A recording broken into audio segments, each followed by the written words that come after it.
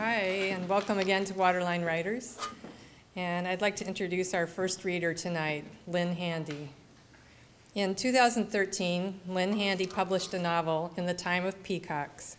Her poems and short stories have been published in several literary journals. Green Lady, a short story, was published in an anthology of ghost tales, Familiar Spirits. A retired library director, she lives in North Aurora, where she enjoys nature and writes poems and short stories. Tonight's reading includes poems that sing out for women's rights, as well as ekphrastic poetry inspired by a sculpture, a painting, and an ancestor's photograph. Signed copies of her novel are available tonight during the break, and I believe they're $10. Thank you. Come on up, Lynn. Thank you.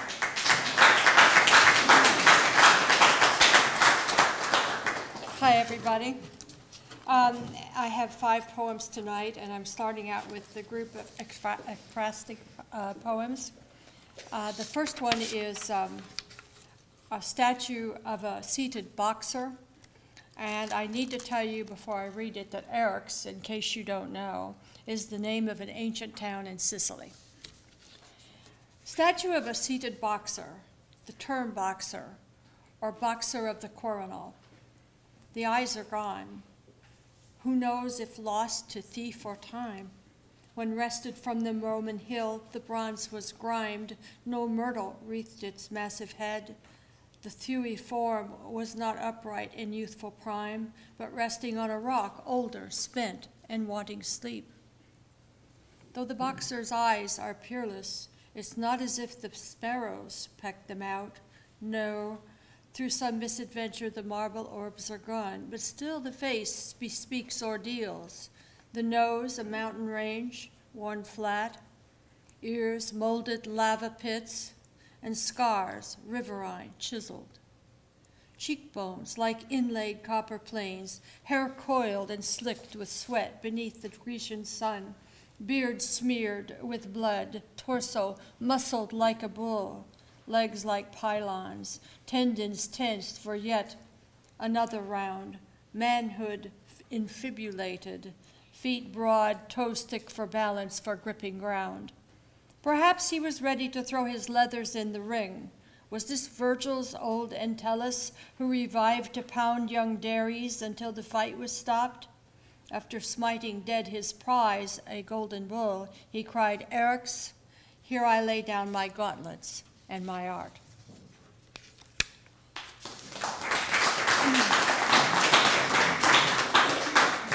The second poem is Red Lilies, and it's written from a photograph that I've looked at most of my life of my young 19-year-old great-great-uncle who enlisted in the Union Army. Red Lilies, an elegy for Thomas Poyner Handy. Standing tall on palls of clover, he musters in at Kankakee, sleeves his wings in Union blue, and flaps off to war. Perhaps he hears a mystic chord, the drum's aortic beat, a bugle, tucket, tinning. September, the army camps on columbines and tramps on river bracken, ripped by boots and wheels and mules. Winter gloms in snow and scum, how far away is home? Gunshots hiss a man afire. Did you see that? Pop, pop, pop, pop, cannonball and musket fire. Cavalry beats back Company E. Bayonets smear with blood. Slicked poppies grow in willowed cricks. Mind those spikes, last cries, the ghost that rise in smoke. Fair boys to bones, minds cracked. Lie low among the spiderwort. Aim at those gray boys, cousins some, whose blood waters the battlefields. Yet comes reveille, red lilies trumpet from the clouds. God loves him, young eagle of war, who never got to fight, but died of measles on the Ohio shore. Now a photograph, sad spirit, that a great-great-niece will mourn and tell good night and tuck into a poem.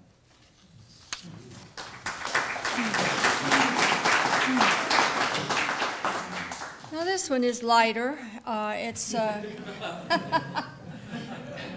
You've heard of Hieronymus Bosch. Well, this is Eve in Bosch's The Garden of Earthly Delights, and if you'll recall that painting, it's a triptych of the creation on the left, downfall of man in the middle, and the hellscape on the other panel. It was painted around 1500. Eve in Bosch's The Garden of Earthly Delights. A seed flambés and pops into a pod. It is my brain awakening. Four limbs telescope from my trunk, and breeding organs pipe pink above my viscera. Beneath my chin, a dairy barn opens. I have burst bent from bone. I am not born, nor am I made of dust. No one breathes the soul of life into my nostrils. I slide out beneath a fetid armpit to lie aground, facing rock face, he of the carapaced eye and black snake mustache. Upon rising, my eyes fall on a cesspool filled with vermin and birds, some free and good, and some encrusted with pearly lies. Formed from a sand speck that so plagued an oyster he blew his nacre. I would have run away, but where?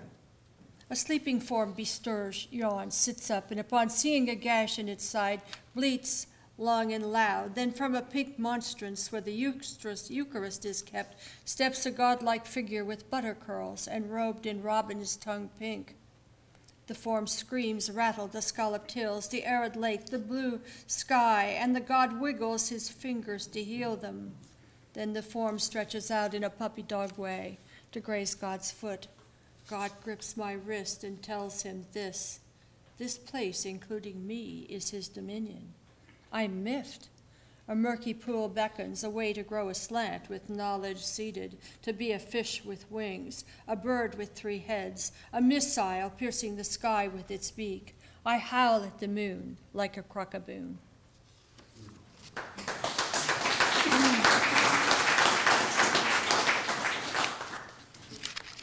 This one is different. It's not an acrostic poem. It's called Swash and Muzzle, and it's a feminist poem. I've wondered why I've studied so many male poets, as if women were too Eve-like, too divine, weak-minded, or insane to write on great things of humankind. Of course, there was Sappho. Here and there on cartonnage we find her stanzas, but I can't recite from memory one line of her verse. Fathers of the early church, preferring women mute, besmirched her name, burned her work. I've wondered why college lit courses raked me with the phallic take on life when indisputably there were truths no men could know, like menstruation, birthing, humility, and compromise. But yet the distaff side, its cleft of wool unspun, had no outflow of thought because prideful shag-maned Leos held sway, forcing females to wait centuries to have their say.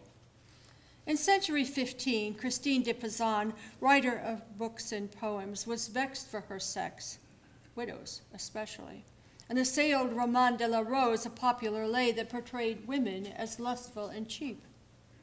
Mixing self-deprecation with reason and rage, she civilized France.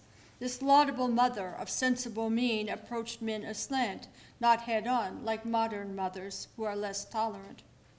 Harold Bloom, lit lion decider, feared the taint of outsider voices, so compiled his canon of great writers, men 22, women 4, and bounced them high on Olympian clouds, their clustered, lit-lustered, wonderful men whose purview defined fit emotion and extolled the most noble goal, war. Men only sufficiently gifted to lift the sword of metaphor. From his house of gables, Hawthorne bewailed that damned mob of scribbling women when their successes affected his sales.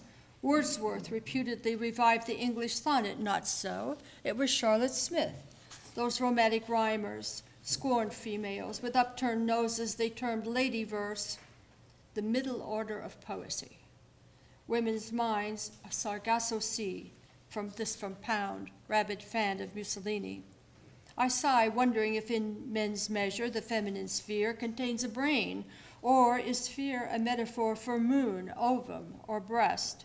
I've wondered if there is a masculine sphere, but probably not. It has the wrong shape. What's kingly about a globe? Best look to a skyscraper, rocket, ship, torpedo, pine tree, piece of chalk, ray-finned gar, Cuban cigar, party hat, or asparagus stalk.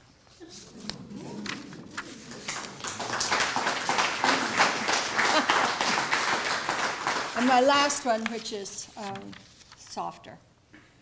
Battle, it's called. Hard to set my grip, protect my mind with a hard hat, and flex my sex with sense and not surrender.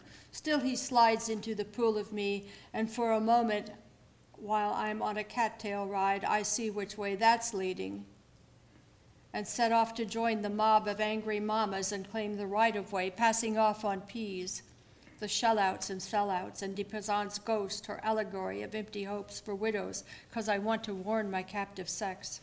The war wears on, and temptations poof my sumptuous body like dandelions, and I am deluded by tumid water lilies, but wrench away, and broken wedlocks set me free. From the tyranny Abigail and Mary decried at Revolution's dawn, hail Seneca Falls and Elizabeth and Susan B. and Emily, and forego marriage or marry an acolyte, but freely be. Charlotte paints the yellow doom, and Margaret cheers the empty womb. Yet still, the tempting ache for hard-muscled arms. Surrender is a coward's word, love a madness begun with Eve, that muley mere on whom malefactors dump their fear. Nice is what I was trained for. Let me not play nice in this world of rape and incest and fist-demanding dominance and veils and glass ceilings and forced baby-bearing and 6-inch heels and ankle sprains. Let me not play nice in this world of screwed-over salaries and a lover critical of the length of a skirt and the need for anti-grope laws in the workplace. Bella, Germaine, and Gloria rebuked and warned. Too many women say, I don't want to sound like a feminist, but, well, sound like a feminist. Own yourself. Possession is 9/10 of the law. Push on. And you get away from me. I can't write with your hot breath on my neck.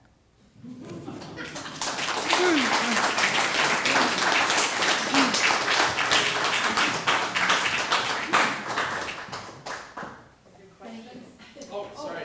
Yeah. Thank you. I was lost in the moment. Sorry. Yeah. Go figure. Maybe I should Yeah, she was looking right at me when she said that hot breath on your neck thing, so I was intimidated. I didn't want to come up here. Any questions for Ms. Handy tonight? Frank, talk to us. Your poetic details bring history alive. How much research and time do you spend putting this together? I spend a great deal of time. Oh, you want me over here? Okay. Oh, really, Kevin, I'm not dangerous. I spend a lot of time on research, but then that's fun for me, both being a retired librarian and also a history major. I love it, so that's fun for me. Anything else? Anybody? Ann? Do the ekphrastic poems tend to just kind of, is it kind of happenstance that you see something that trips some ideas, or do you set out to find something that will inspire you to write that? Well, recently, Frank, where are you, Frank? There you are, Frank. You're at the question asker before. Suggested that we go down to the antique store down here and find something to write about. And I found an elephant to write about, an ivory elephant. And so, yeah, that just came up. Yeah, I just see something and I think it would be great to make a poem out of it. Yeah, thank you. Can you explain what ekphrastic poetry is? Thank you. I was going to ask that for the non-poets in the room. Thanks, Frank. Well, it's when you take an image, whether like in the painting or the picture of the boxer or my great uncle, and you then develop a poem from it. What does it make you think of? I mean, the boxer, the Greek boxer, and just looking at that statue brings brought all those things up. Yeah, that's what happens. Anybody else? Thanks, Lynn. Thank you. Appreciate it.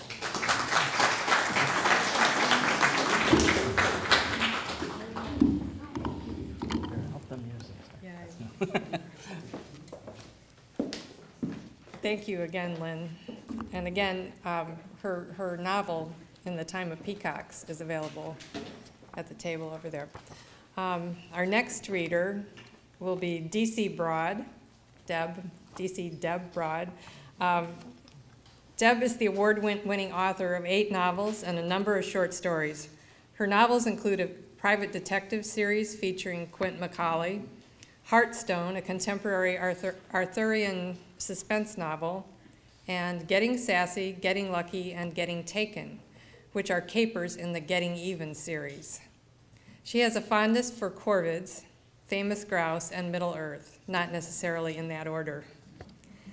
You can check out her website at dcbroad.com. She's also blogging for her alpha cat at jurassiccat.wordpress.com. She lives in St. Charles with her husband, Don, and the other cat.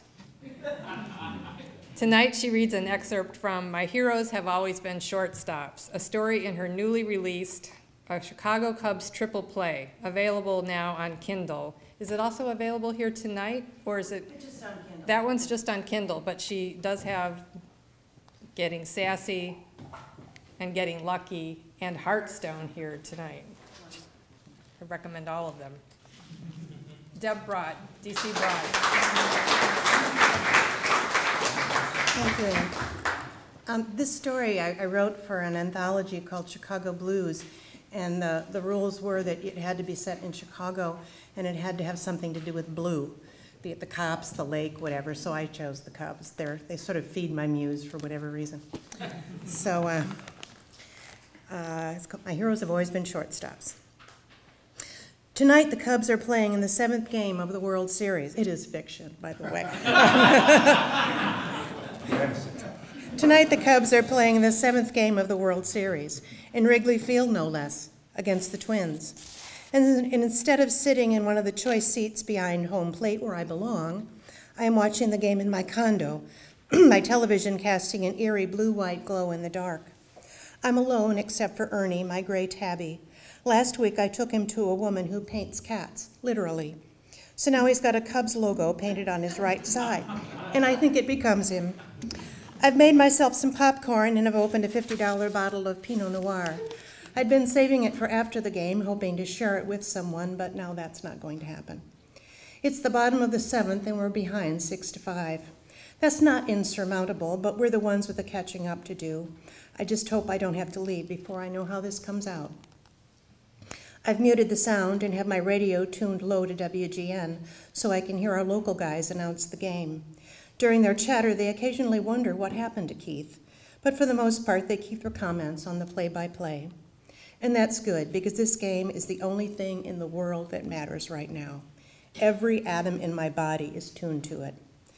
But sometimes during the commercials, my mind wanders, and when it does, it can't help sliding back to that day last winter when Keith McCall first walked into our offices, and once there, it can't help but run the bases, so to speak.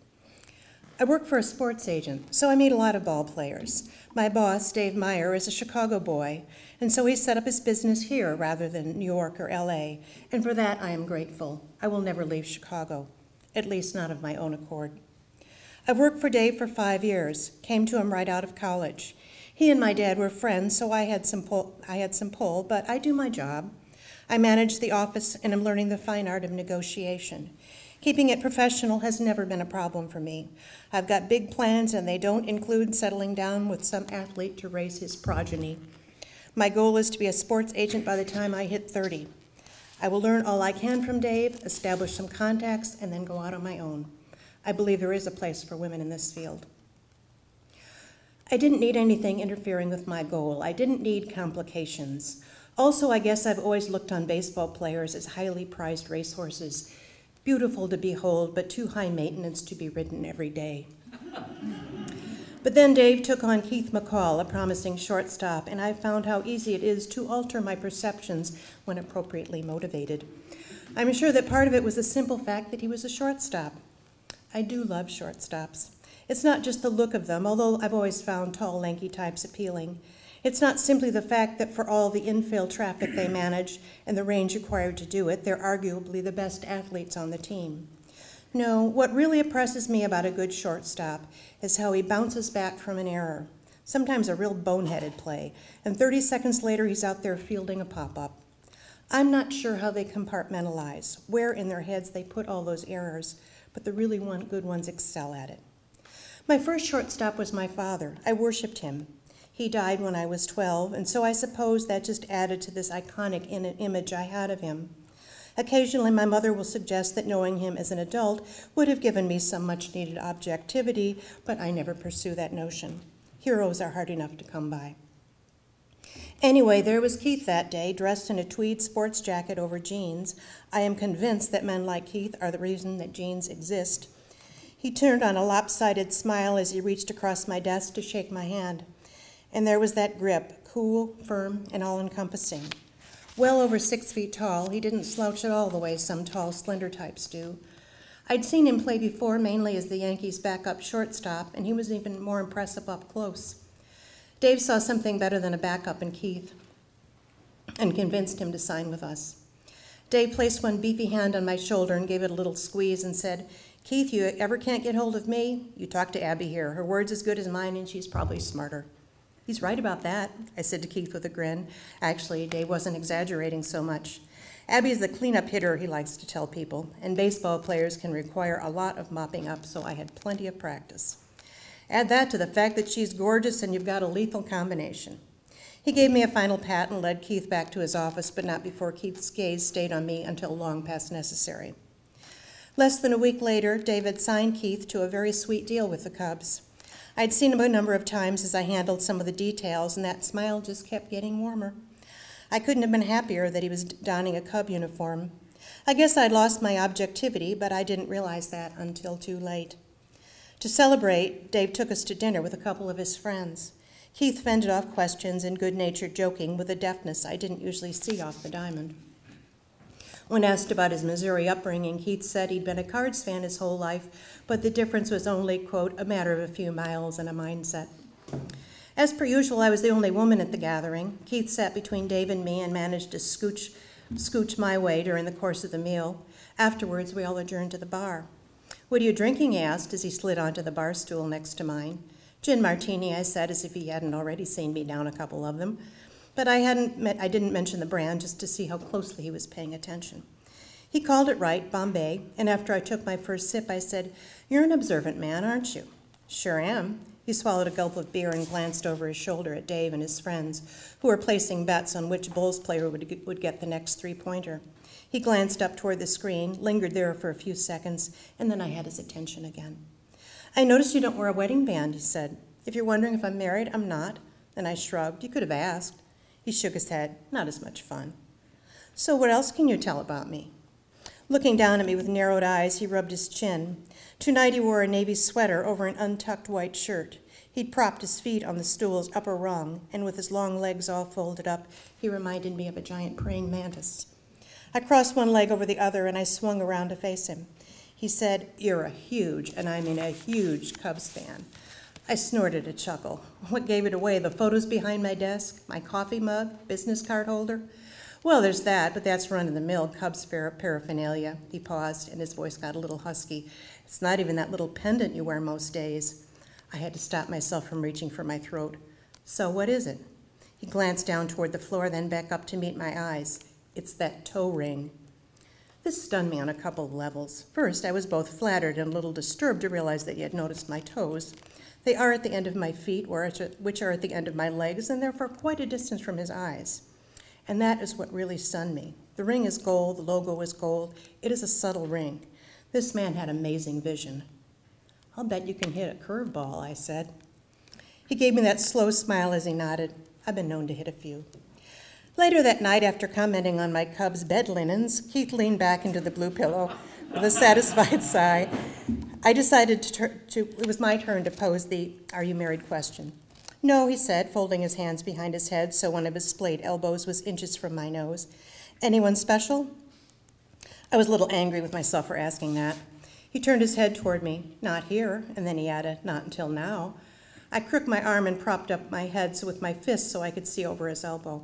I think it's fine that you've got someone back home or somewhere else. This tonight is nice, but I'm your agent's assistant. I don't want emotional attachments. With a sigh, he turned his face up toward the ceiling. I knew I was going to like Chicago. Somehow that wasn't quite the response I was hoping for. Once the season started, we settled into a comfortable pattern.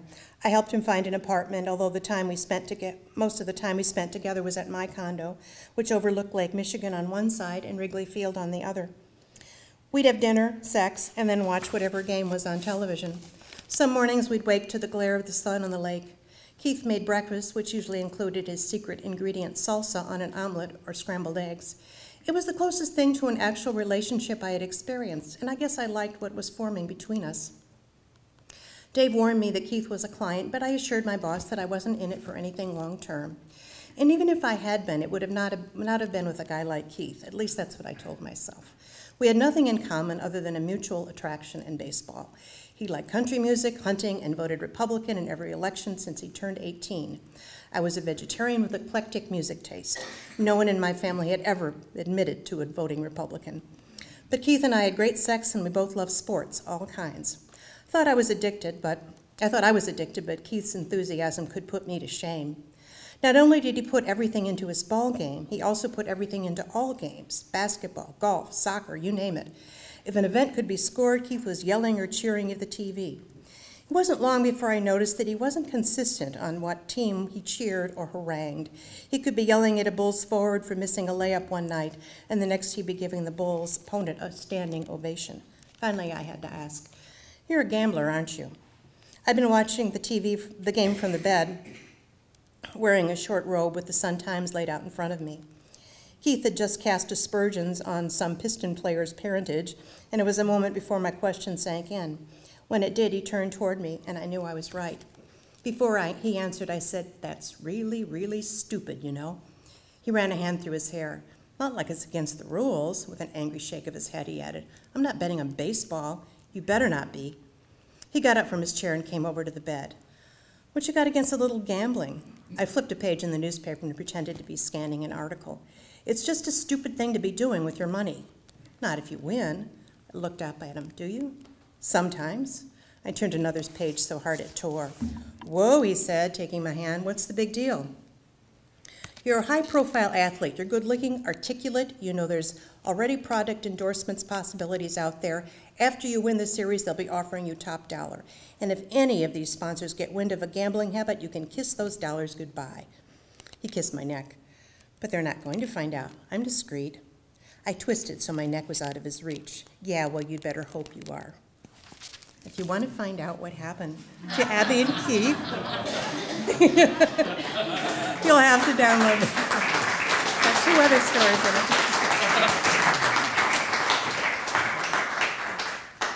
Well, good cliffhanger. Any questions for Deb? And? Does funny just happen for you as you're writing? Like first draft, does it all come out, or is it kind of when you go back, do you find, because your writing always just, it's just full of little bits of humor. Yeah, a lot of it depends on the voice. Once I get into the voice of the character, it usually happens then, once I find the voice. Yeah. And not all, like Hearthstone is not very funny. Yeah. And I was in a totally different voice, different mood, yeah. But I guess, yeah, it just kind of, Just bubbles up. yeah, bubbles up. John? As a Cubs fan, how far into the future is this story set? Oh, yeah, don't we wish? Well, it was funny. I put this anthology together after they beat the Cardinals. I thought, what could go wrong? I just hope I didn't jinx them. Marvelous piece. I love, and the title is just Yeah, extraordinary. apologies to Willie Nelson. Thank you. It has your usual skilled writing, but it sounds so fun. Did you enjoy writing this? I really did. I really liked Abby a lot. Related to her, huh? Yeah, she's my shadow self. Yeah, yeah. Cool. Thanks. And Deb, how much are the books? Well, the download is $4.99. The books, they vary, 15, like 20 for the Heartstone, yeah, the hardcover, yeah. 15. Anything else? Thanks, Doug. Thank you. Appreciate it.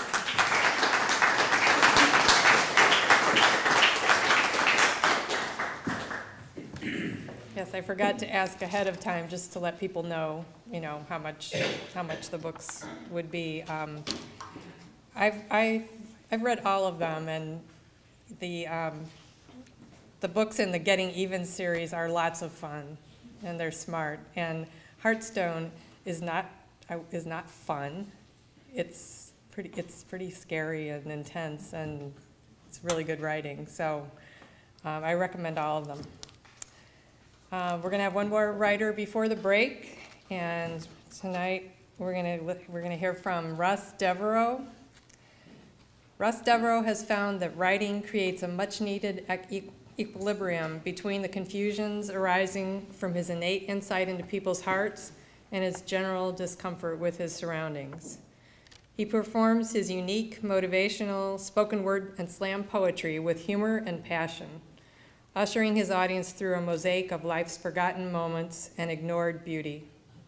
He hopes his portraits of the world will inspire you to listen to the innate abilities you may have locked inside. Please join and like Russ on Facebook at RDTGP, Russ DEVEREAUX, the Tailgate Prophet. Russ's poetry makes the importance of art and creativity crystal clear, illuminates dark places, and creates story magic as old as the ages. I added that. Yeah, I can tell. I pumped it. Russ DEVEREAUX.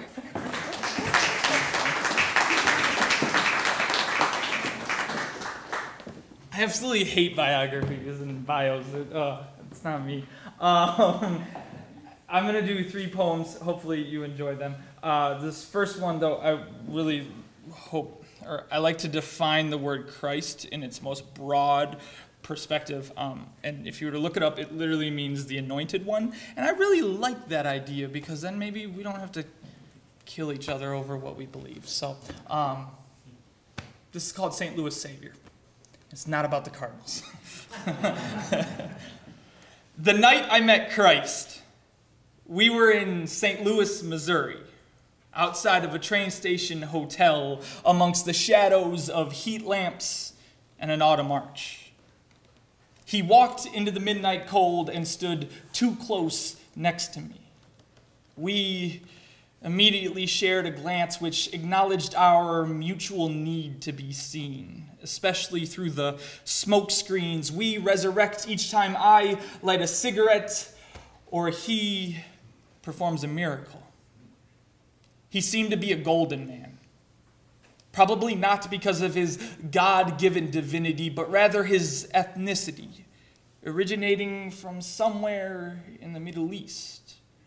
Or maybe his bullion complexion could have been blamed on an affinity for extensive travels spent in the sun.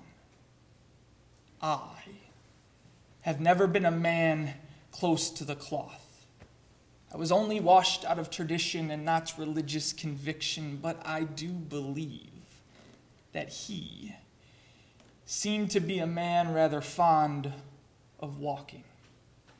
So beneath a gaudy awning covering our view of the heavens, we stood, probably too close together, in near proximity to an enclosed valet shack. Our physical positioning seemed to create a visible altar of light between us, the lost and the found. I have never been a man comfortable living within my own personal space, and always felt it especially unnerving when another would get too close to my being. But right then, I found peace within the intimacy. "You from around here?" the man asked, utilizing such soulful syllables as if he were playing saxophone atop a pulpit.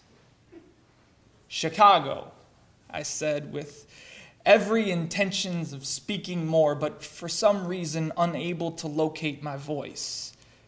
A rare problem. The man thought, as deeply as he pulled in from the end of the filter, which when pressed to his lips could barely be differentiated. The silence hung around us like an improperly fitting halo. He then let the ghost of burning go slowly and escape from within while he simultaneously spoke wholly. I hope you make it home safely. The feathery cotton dancing out of his orifice became punctuated by the closing of his lips, creating an almost deathly Morse code. I quickly averted my gaze and looked down the darkened streets, trying to conceal the uninvited tears from being seen by this sidewalk stranger. And once I composed myself enough to look back at that St. Louis savior, only the smoldering end of his flickering life remained. So then, once again, I stood alone in the cold, but looking forward to being home.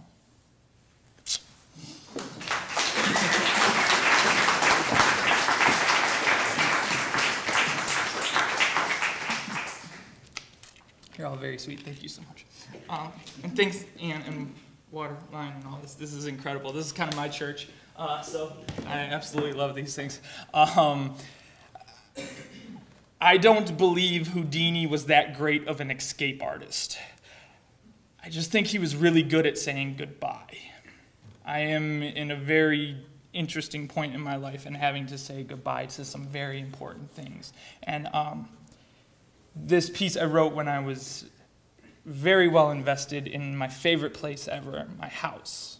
And that's rapidly changing. So I'd like to do this one again. It's called When Up Is Off. In my house, there are 2 light switches, one mounted at each end of the living room wall. Now, they were wrongfully installed during construction due to lazy repairmen and circumstance. So when one is stationed in the traditional on position, the other resides in the opposite off location, an electrical situation that left every entry and exit into the room rather unpredictable.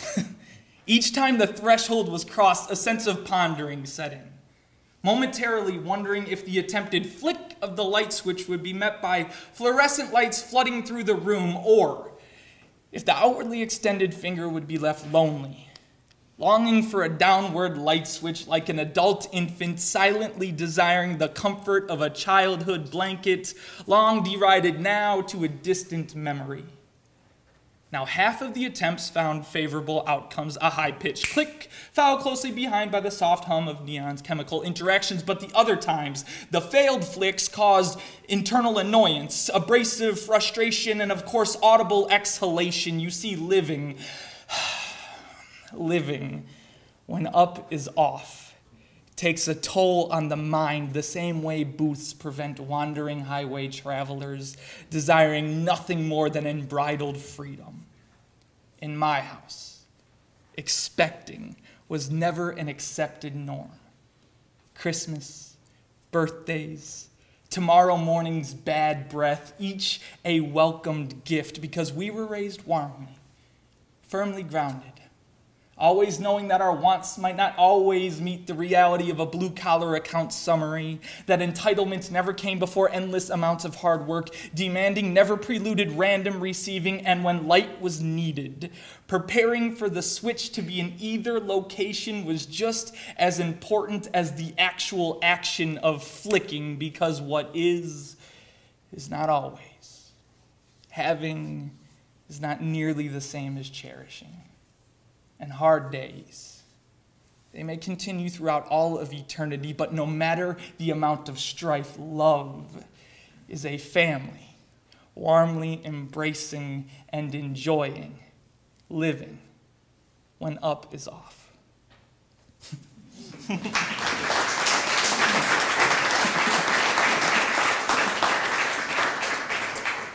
Thank you for allowing me to do that one. It's always I try and remember that it's for like you all, but every now and then it's a little bit more personal than that. I'm going to do one last one, and I'm going to try and do it quickly. But spaces like this, there needs to be more everywhere. And if there was, maybe we wouldn't have things that go on in our world that we just all don't understand. And these are the safe places, and these are the places we need to support, and we need to continue having them. So thank you again for allowing this. This is called free art. It's been long enough. We've kept trapped techniques and layered textures behind elite admission fees while being protected by velvety ropes, trying and succeeding at keeping the collective us from getting too close to the hopes of an artist's transposed portrait onto a canvas, visible only by the aristocratic pocketbooks wealthy enough to see inside the towers of ivory. Symphonies of silk and string are caged behind black-tied galas, and golden flake crown molding sculptures are sitting, thinking, what would a garden of grown beauty be like to be in? They are longing to be amongst those who have only Googled their reflection. So the time is now. We must free art. Let's spike a glass bottle containing every lightning strike of creativity in the center of Times Square. Let's attach paddles to the chest of culture and shock it awake from the coma of corporate support. We can electrify imagination among the masses, or build the catwalks of European chic atop the sidewalks running parallel to every avenue and parkway. Unleash dapper and elegant, disconcerting and innovative, wistful and wonderful stage readings of Mammoth, Shakespeare, and 8 Mile, and every gazebo and arboretum everywhere. Let's post and glue photographs of people like me and you, smiling, blown up huge enough to consume the four-way centered space in every directional intersection, so we all can at least drive through happiness. Let's allow musicianship to set our sails towards the long-lost but most perfect-sounding port of free art, known to be filled with miles of Coltrane's and Theloniouses. You see, the corners of First and Main Street should be the most sought-after galleries. We can build the colors and lines contained within aluminum to the face of brick and mortar.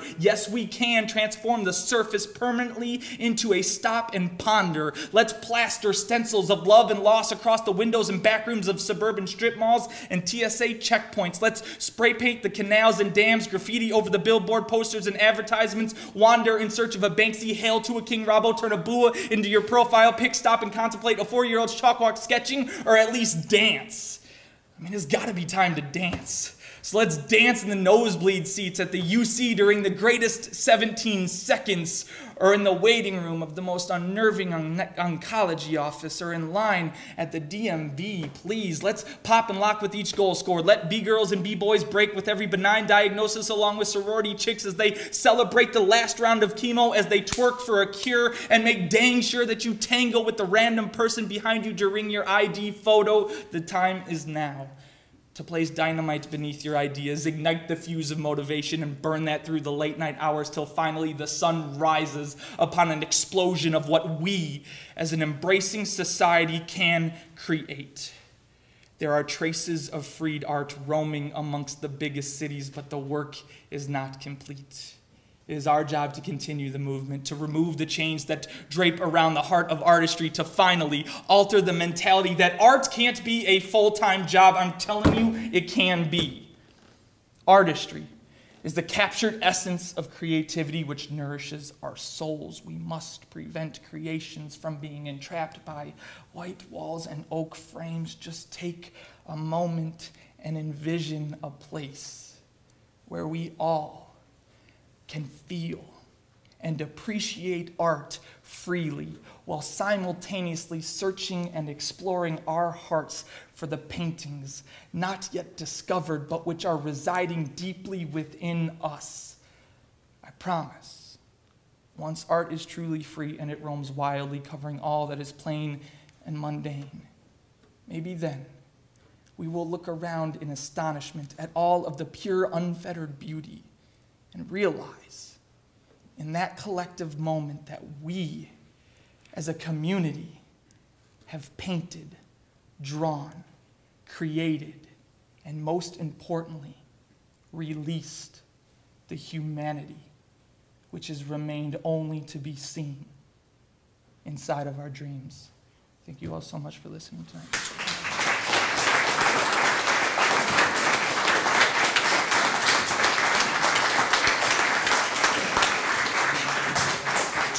Thank you. I'm always amazed he can memorize all that.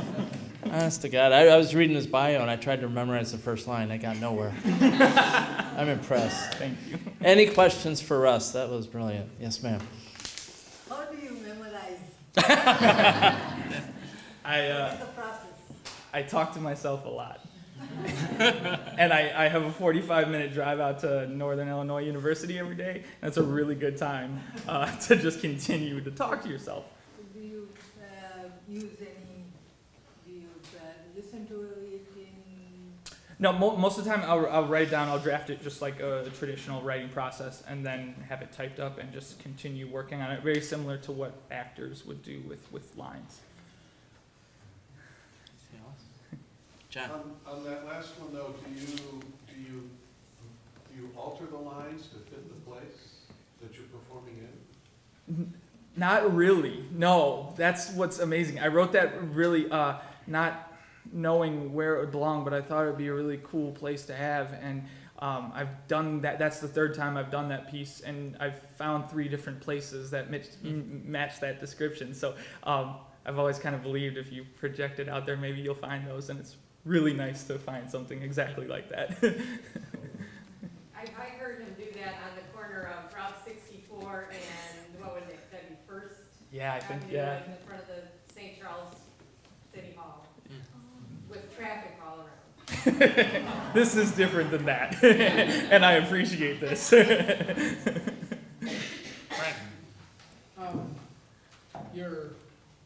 Your poems are full of positivity and inspiration. What inspires you? Things like this, completely. If I didn't have this, I would not be here. And then I was lucky enough to have a lot of love in my life, and I think that's where I am. And there's enough crap in this world that I really try and stay away from that with mine. Don't worry, there's times, it doesn't very often come out onto the stage, but I think I'm just lucky that way. Anybody else? Have you written, is it written down like there's a book coming out someday, or do you primarily perform it? I'm just curious. All right, so I memorize stuff because I'm not a very good writer. I don't think I am. I never have thought I am. And like grammar and commas and all of that stuff. You can ask any of my... Russ, you're a poet. You don't need to worry about I know, exactly. But they're still like, oh, why'd you put that there? I'm like, I don't know. I don't even know the rules for it. But so more and more people are asking for that, and I think I'm gonna have to confront some of those fears from like 3rd grade English. But I am working on a children's book for one of my poems, so hopefully that will be coming out in the next 5 years. Anything else? No? Thanks a lot, Russ. Thank you all so much.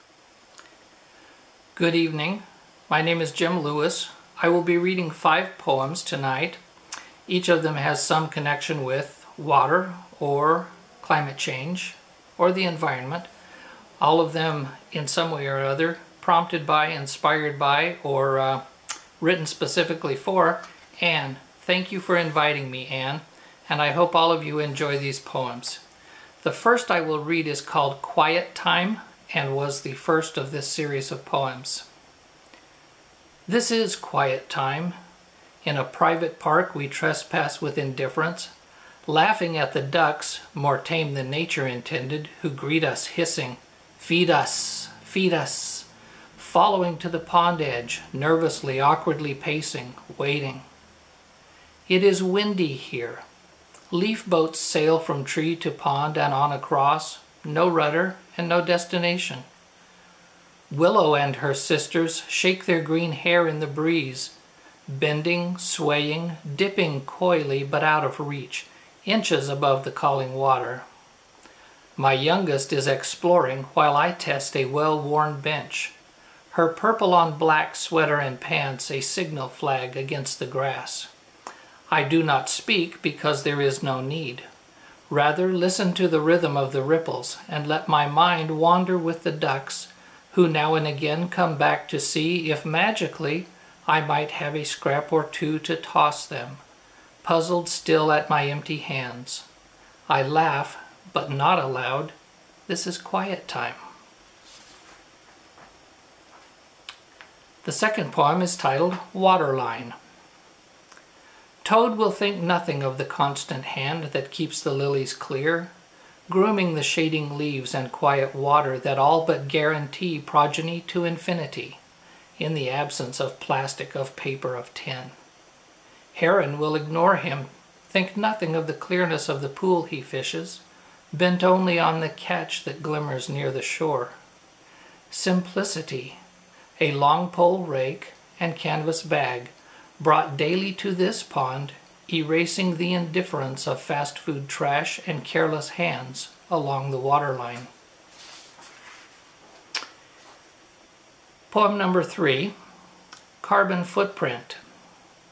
To be totally frank, he never cared much for the term, saw it as redundant because start to finish he was carbon-based, though laced with imagination, spiced with speculation and the like.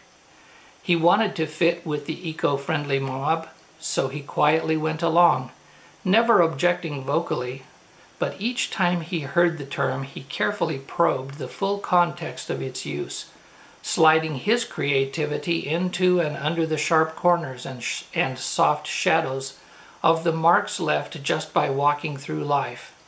And in every case except his own, he found another poem that left no footprint at all.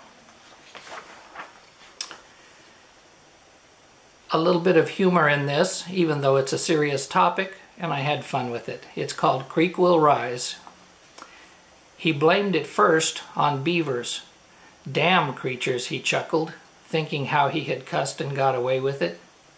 But they were innocent by virtue of absence, leading to the next guess, rock or mudslide in the canyon.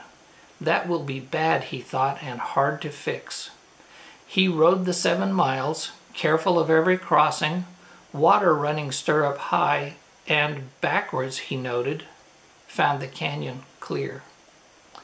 Damn, he said for real, not caring who heard, looking for bigger words to voice his frustration, and a new consideration of traveling downstream searching the source of so much water.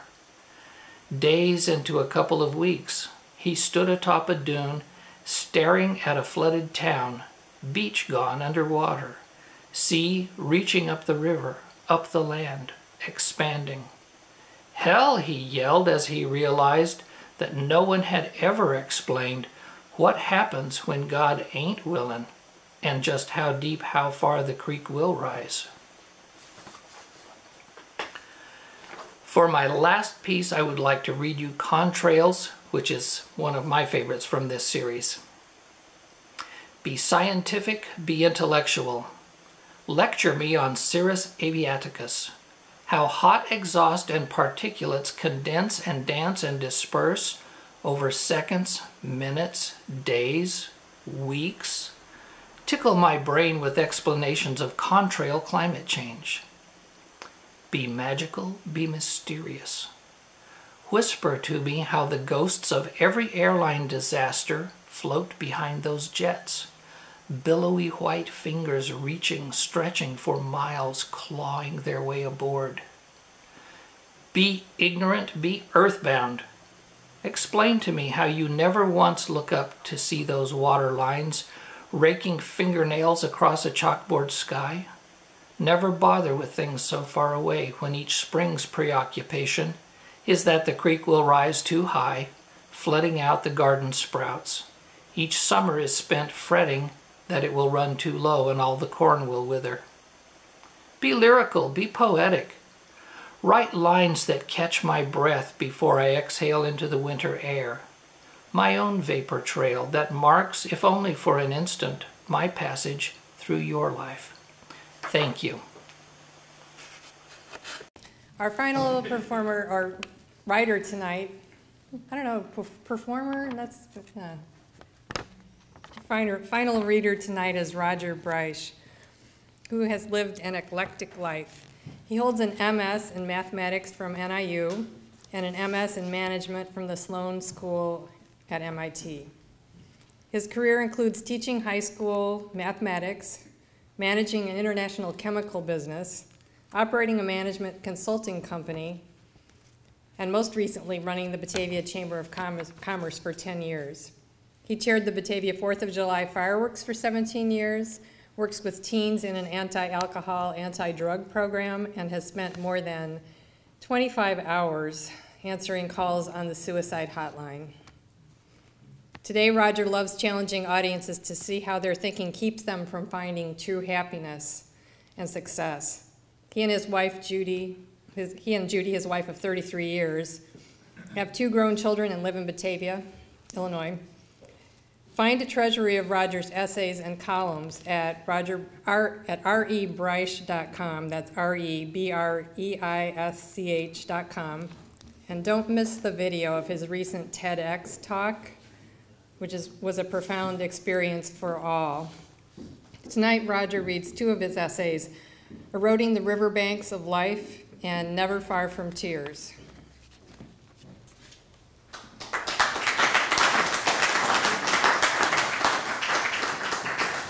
Multimedia.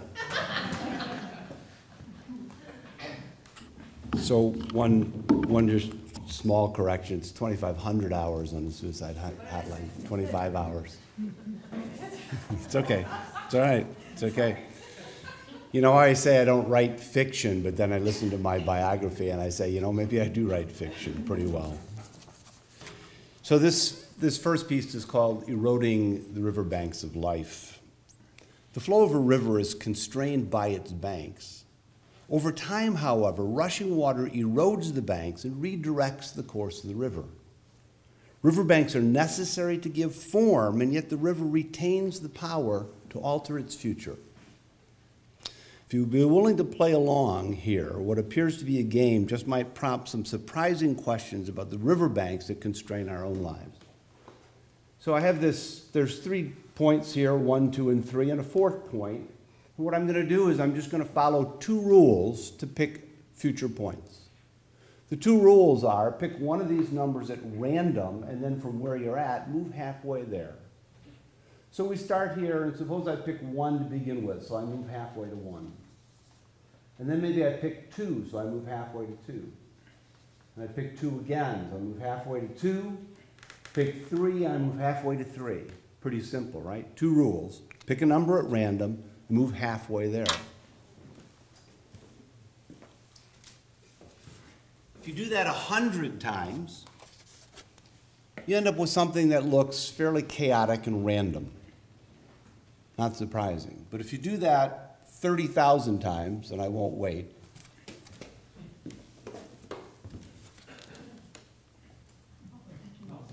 it's called Sierpinski's triangle. You will always get that, and it doesn't matter where you start.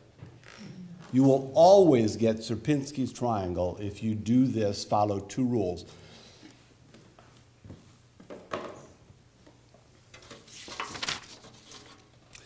I find this both stunning and terrifying. I'm stunned that 2 such simple rules, rules that appear at first blush to yield chaos, countenance order and beauty over time. Order out of chaos. That's stunning. Rules as simple as green means proceed and red means stop gives order and meaning to millions of vehicles. Do unto others is a simple rule that often gives order and meaning to our own lives. But there are ways in which this terrifies me as well, because as long as you may remain allegiant to these 2 rules, future dots are determined and our path is immutable. We'll remain trapped in that pattern forever. So I wonder how I might remain trapped by the rules in my life, even those so very subtle they remain imperceptible. Might there be a way in which my future is constrained, rigid, and immutable as well? I hated to write in high school and remained for many years certain of my inability to assemble meaningful words on paper. Others, I'm a loner, I'm artistically destitute, I'm not a good listener, I don't like to read, Those defined much of my life. While I've not overcome the feelings about lacking artistic ability, I have set many of the others aside. I leave you with one final exercise. Allow yourself a few minutes to reflect on the rules in your life. No doubt there are many that provide you with order and meaning, but if you're honest and look deeply enough, you just may uncover a few that keep you trapped in work, in relationships, and communities, or images of self that limit your freedom and constrain your future. It just might be time to jettison them, erode the riverbanks of your life, and allow stunning new patterns to emerge.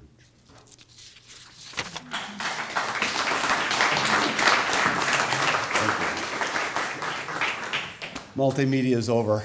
Sorry. So the second piece I wrote following the TEDx talk that I gave at IIT last April, and it's called Never Far from Tears. I've spoken before larger audiences, but this was to be my first TEDx talk. Giving such a talk is a huge honor, but at some point you realize your remarks will remain forever on the internet. It matters not whether you deliver them with eloquence or stumble meaninglessly for 18 minutes. The thought of reliving a poor performance for the rest of one's life can add a certain amount of terror to the moment. As I drafted, edited, and practiced my remarks, I discovered the more I spoke from my heart, the stronger the reaction to my message. When I edged towards a logical, rational narration, audiences responded with polite applause and kind comments.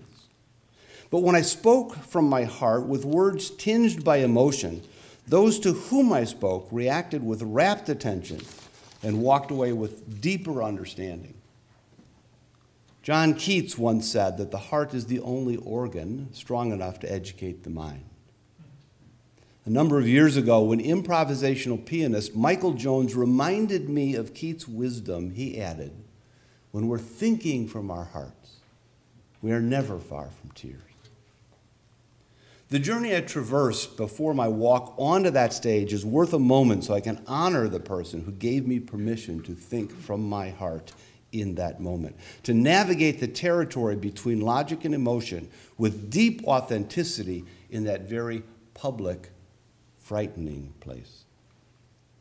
The 14 presenters rehearsed the day before TEDx IIT. After my rehearsal, Bob Royblatt, the stage manager and advisor, pulled me aside and admitted that my remarks touched him. Bob's a professional speaker and actor. His command of the stage is inspiring, so his generous comments helped build my confidence and allay the terror. However, as the conference began the following day, my trepidation grew.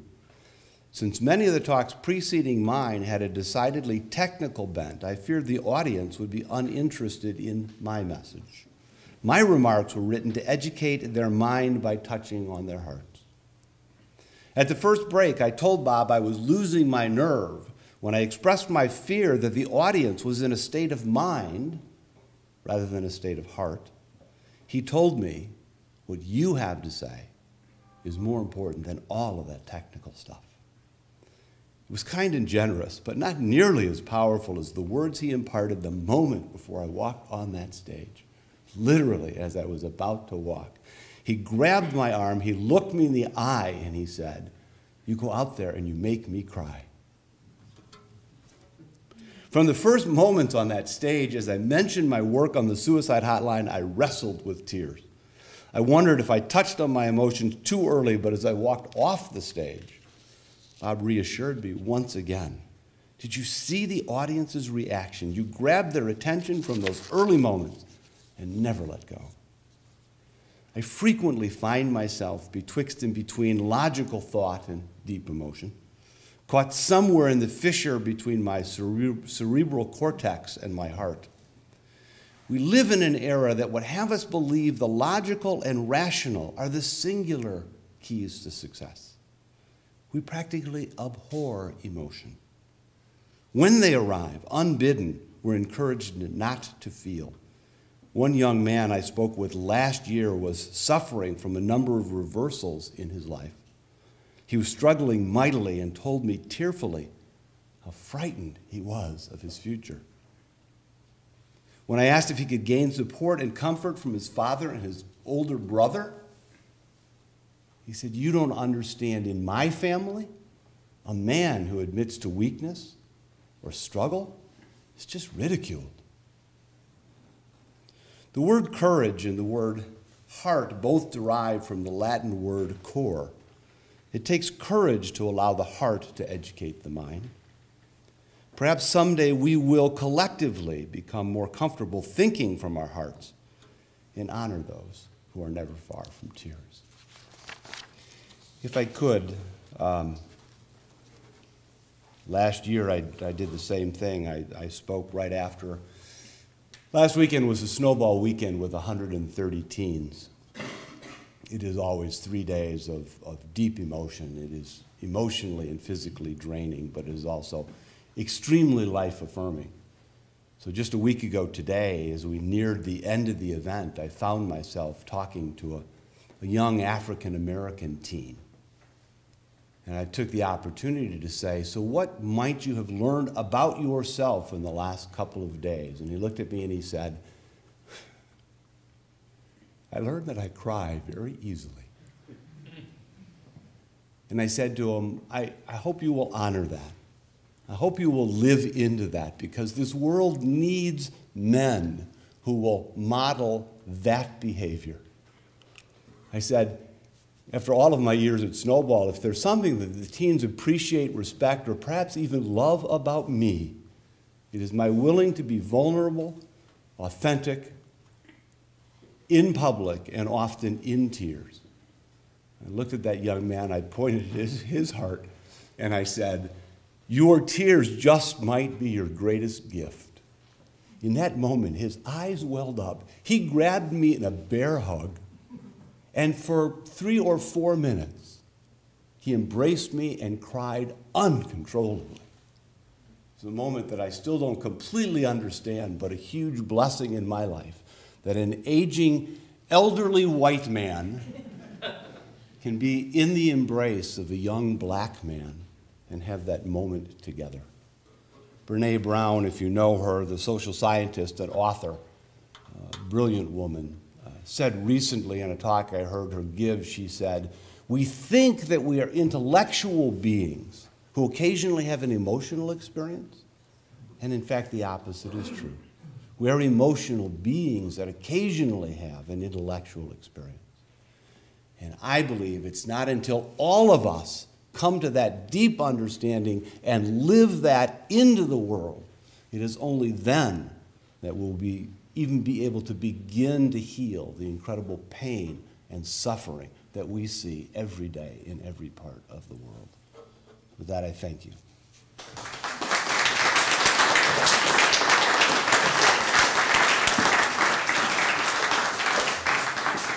Any questions? No, thank you. You nervous? No way. No. No. Any questions for Roger? Frank, talk to What us. makes you cry? What makes me cry? You know, it's hard to predict. But I know when that young black man grabbed me and started to cry uncontrollably, I did as well. So many times the stories that the teens have at Operation Snowball. On the suicide hotline just a couple of weeks ago, talking to a young man, a senior in high school, who had dug himself into a really deep hole and had clawed his way out. I was so touched by this young man, and I don't usually say this, but after 45 minutes into the conversation, I said, "You know, I don't typically say this, but I really love you, young man. I love who you are and who you're becoming." And he began to cry. And I said, "Are you okay?" He said, "It's not tears of sadness." He said, "It's just the first time anyone has ever told me that." And I started to cry. Anybody else? Dory. What is Operation Snowball? Operation Snowball, thank you. It's a teen program. It's for high school students. It's a leadership program, but we really focus on living healthy lives. It's anti-drug, anti-alcohol, and it encompasses, our chapter encompasses the entire Fox Valley, all the schools in the Fox Valley, and any teen, any high school student is certainly welcome to join us. And we do 2 weekends a year. We have meetings every Thursday night, so teens can continue to meet with other teens who want to stay healthy. We have 2 weekends a year, one in March and one in November. And then you have to understand, the moment you start to talk to teens about drugs and alcohol, then you're immediately into, you know, dysfunctional families and divorce and death of loved ones, and all of this stuff comes rushing at us for 2 or 3 days, and it's emotionally draining, but very life affirming. Anybody else? Russ. Why do you have a picture of Robin Williams? Oh. Sorry. I think he's referring to this. Well, I mean, I use this often because so much of my life is talking about suicide, and this one really sort of, everybody says, I don't understand. I don't understand.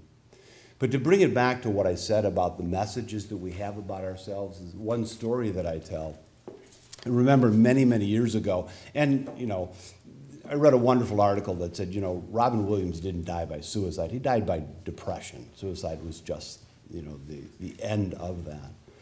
But I remember reading an interview with Robin Williams many, many years ago when his star was just beginning to shine. And he said, I truly believe that one day someone will tap me on the shoulder and say, guess what, Robin, we figured you're not funny.